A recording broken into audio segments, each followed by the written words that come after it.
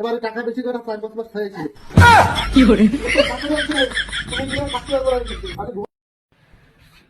Complete. এই শুনতে তো কি আমি না ভাবতেছি কি কয়দিন একটু আমার বাপের বাড়িতে বেড়ায় আসবো। কেন তো বেড়াতে গেলে কি একটু ভালো করে তুমি গেলে আমি কি থাকতে পারি? তুমি জানো না তোমার সাথে আমার ঘুম আসে না, তোমার সাথে আমার আমি ভাত খাওয়াবে কিনা, আমার রান্দি বাইরে খাওয়াবে কিনা, টাকা আছে নাও।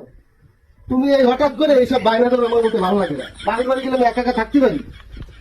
বাপের বাড়ি যাবে, তুমি জানো যে রাত্রে আমি তোমার একটু জড়ায় মরায় ধরে শুই, তারপরে তুমি বাপের বাড়ি যাবা।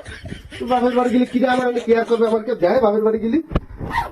বুঝে না এত কোনো কোনো তোমার বাপের বাড়ি যাওয়া দরকার কি বৌদি? তুমি গেলে আমার বুকটা ফাইটে যায় কষ্ট।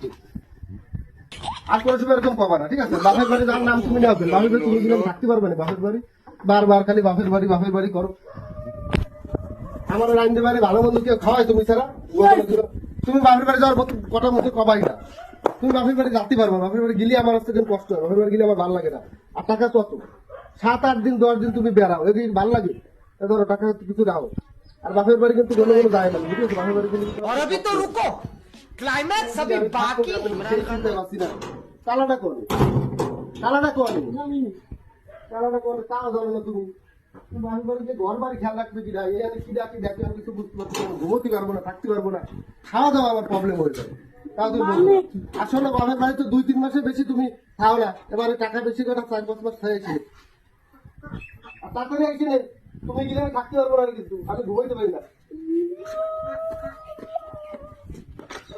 চলে যাচ্ছি আমি।